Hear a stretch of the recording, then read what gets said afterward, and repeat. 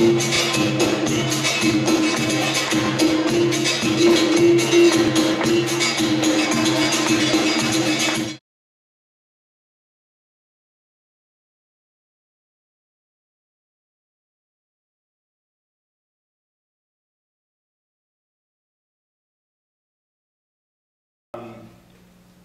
pleasures, as I'm sure many of you have experienced, of travel is the opportunity to live amongst people who have not forgotten the old ways, who still feel their past in the wind, touch it in stones polished by rain, taste it in the bitter leaves of plants. And just to know that in the Amazon, jaguar shamans still journey beyond the Milky Way, or that in the high Arctic, the myths of the Inuit elders still resonate with meaning, or that in the Himalaya the Buddhists still pursue the breath of the Dharma, is to remember the central revelation of anthropology, and that's the idea that the world into which you were born doesn't exist in some absolute sense, but is just one model of reality, the consequence of one particular set of adaptive choices that your cultural reality made, however successfully, many generations ago. But whether it is a voodoo acolyte in Haiti, or a yak herder in the slopes of Chomolungma, Mount Everest, or indeed an eagle hunter of Central Asia, or a thunderhoof shaman of Mongolia, all of these peoples teach us that there are other ways of being, other ways of thinking, other ways of orienting yourself in social, spiritual, and ecological space. And that's an idea that, if you think about it, can only fill you with hope. Now, together, the myriad of cultures around the world make up a social and cultural web of life that I've always argued is as important to the planet as is the biological web of life that we all know as a biosphere. And as Adine said, I coined this term maybe 10 years ago, ethnosphere, to try to create an organizing principle around which we could begin to think of the human legacy in new ways. And I defined the ethnosphere as the sum total of all thoughts and dreams, ideas and myths, intuitions and inspirations brought into being by the human imagination since the dawn of consciousness. The ethnosphere is indeed our great legacy. It's a symbol of all that we've achieved and the promise of all that we can achieve as a wildly creative species. And just as the biosphere, of course, is being severely impacted with the loss of habitat and the consequent loss of biological life, plant and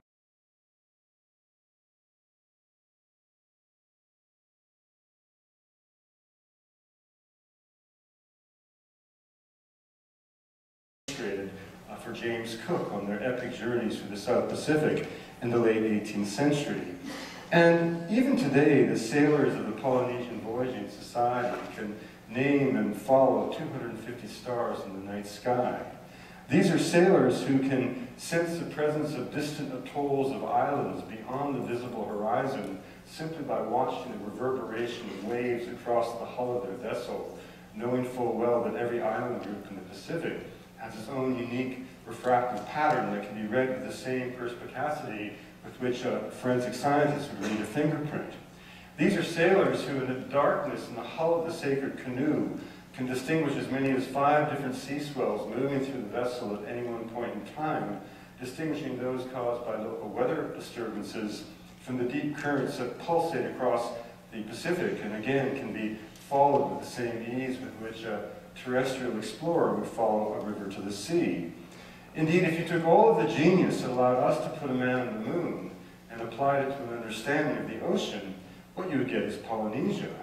But the most remarkable thing about this tradition of wayfinding is that it was all based on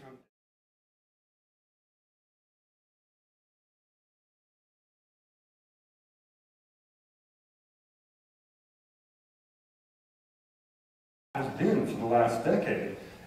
Is there a place in the Amazon where the echo of those ancient civilizations can still be heard? And the answer, incredibly, is that there is. In this complex of societies that we know as the people of the Anaconda, these are societies that live in the upper reaches of the Blackwater rivers of Colombia, an area of forest roughly the size of France, These are societies that are very different than those of the so-called marginal peoples. Here, war is not valued as much as wisdom. These are true knowledge-based societies of incredibly complex and baroque mythology and belief systems.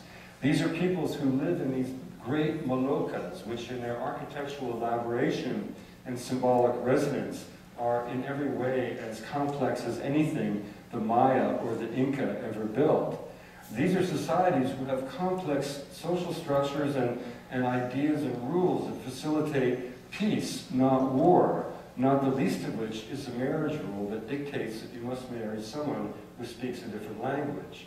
And so in any one longhouse, you'll have 6 and 7 languages spoken, but you never hear anyone practice.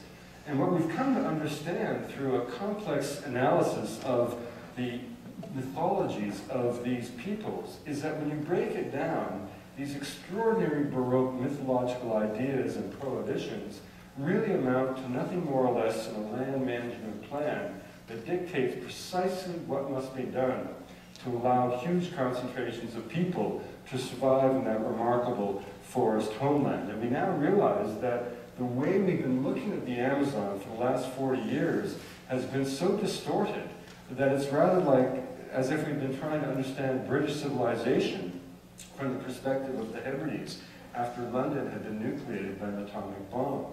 We now realize that the Amazon was not an empty place at the time of contact. It was a place of millions of people who lived in sustainable ways that we can perhaps only imagine, but we can certainly learn more through the study and through the tutorage of these people of the Anaconda. Now, if we move from the Amazon, let's move up into the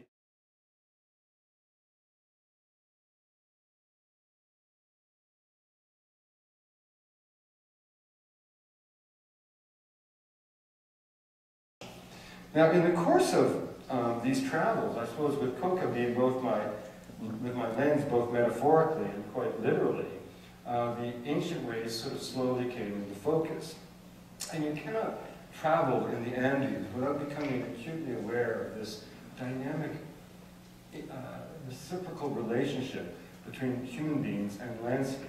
And this inspired me to begin to think of notions of sacred geography. And again, I don't mean that in terms of hippie ethnography. I mean a very simple thing. What does it mean for a culture to really believe that the earth is alive, animate, and that human beings have obligations to the earth, even as the earth has its own obligations to benefit humanity? And what are the consequences of that? So, for example, I was raised in Canada to believe that a mountain is a pile of rock ready to be mined. That may be very different than my godson in the community of Chinchero, outside of Cusco, raised to believe that a mountain was an Apu spirit that would direct his destiny. I was raised in the forests of British Columbia to believe that those forests existed to be cut. That was the foundation of the ideology.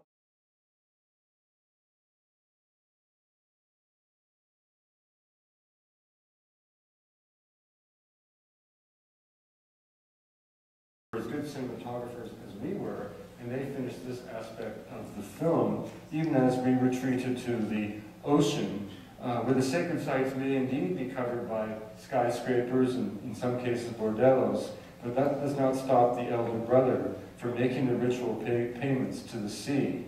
All this cycle of prayers that they believe is essential to the well-being of the earth. And the astonishing thing is that they speak in absolute full paragraphs of the obligation that human beings have to protect the balance of the earth, as we might call it. And they find it simply astonishing, they, the elder brother, that we, the younger brother, have allowed such things to occur.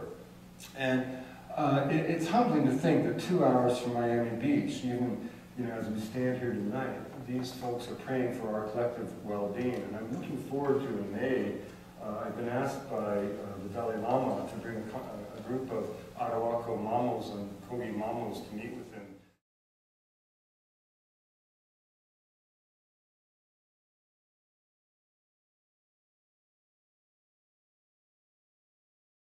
Wide open to the mystic. It's interesting, if you ask yourself to name the great religions of the world, what continent's always left out? Sub-Saharan Africa, the tacit assumption being that people there had no religious faith. Well, of course they did. And voodoo is not a black magic cult. It's simply a full word from Dahomey, which means spirit or God. And in many ways, voodoo is a quintessentially democratic faith because the believer not only has direct access to the divine, he or she actually becomes the God through ritual practice. In fact, the essence of the voodoo faith is the idea that the living give birth to the dead. The dead become, in a sense, the expression of the spirits of the ancestors, and in time become part of a vast ancestral pool of energy. And out of that pool of energy emerge the archetypes, which are the spirits of the voodoo pantheon, which are seen as the multiple expressions of God. But in this quintessentially democratic faith, the dead must be made to serve the living. To serve the living, they must become manifest, and to become manifest, they must respond to the summons of the priest or priestess to momentarily displace the soul of the living, so for that brief shining moment, human being and God become one and the same. And that's why African people say, you white people go to church and speak about God, we dance in the temple and become God. And indeed, in my experience,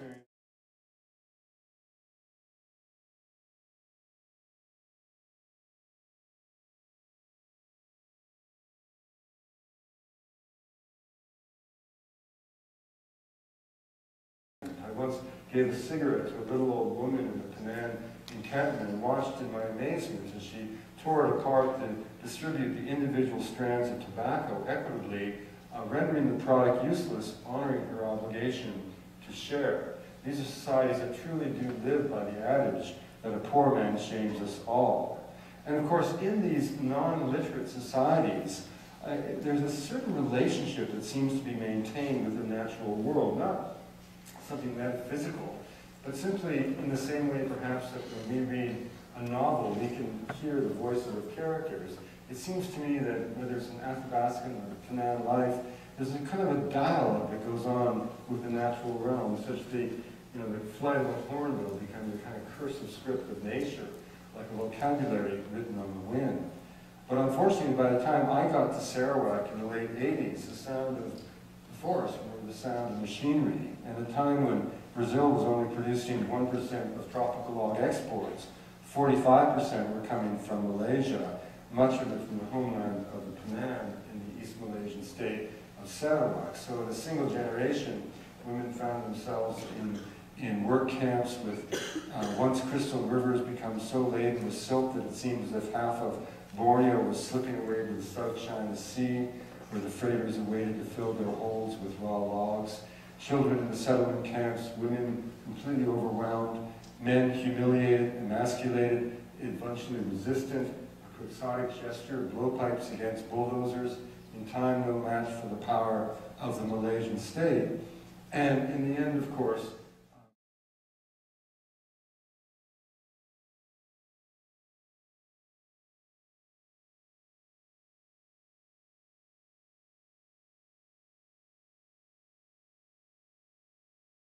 in our own homeland of Canada, this is my closest friend in Canada, who is Taltan, and he is defending a place that all the First Nations of British Columbia know as the Sacred Headwaters. And by this remarkable accident or wonder of geography, three of our most important salmon rivers, the Skeena, the Nass, and the Stikine, are born in the same meadows. And the only place on earth I know where something like that happens is on the slopes of Mount Kailash in Tibet, where the Brahmaputra, the Ganges, and the Sutle are born. And there, the land is considered so sacrosanct that you're not allowed to touch Kailash, let alone climb it. The idea of putting industrial infrastructure into the headwater basin would be considered anathema. But in Canada, we treat the land very differently. And right now, as we speak, we have a major campaign in British Columbia to keep out some hugely significant industrial proposals. Royal Dutch Shell, for example, is proposing putting 6,000 coal bed methane extractor wells in a matrix across the entire basin of the Sacred Headwaters. There's a company based here in London, Ontario, called Fortune Minerals, that has plans to completely excavate the heart of the valley by tearing down mountains to exploit open pits.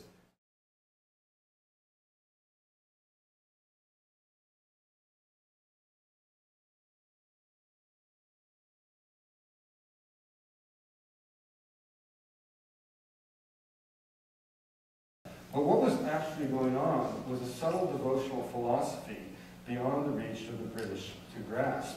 And this was the dreaming. In not one of the 670 languages and dialects of Australia is there a word for time. There is no word for past, present, or future. There is only the dreaming, which is a perpetual state of existence that in some sense fuses past, present, and future into a single impulse. The Aboriginal people are not victims of history. They are people who, in a sense, have defeated history itself. The entire purpose of life in Australia was not to improve on anything. To the contrary, the entire ethos called for the ritual gestures to be performed within each clan territory that were deemed to be necessary to keep the earth exactly as it was at the time of the first dawning. People had no interest in changing anything. The entire philosophy was one of stasis, conservative basis in life in the eternal moment. And the interesting thing about this is not to say who was right or wrong, but had human beings followed this intellectual devotional track, yes, we would not have put a man on the moon. But on the other hand, of course, we would not be talking about global climate change and our capacity to change the vital life support systems.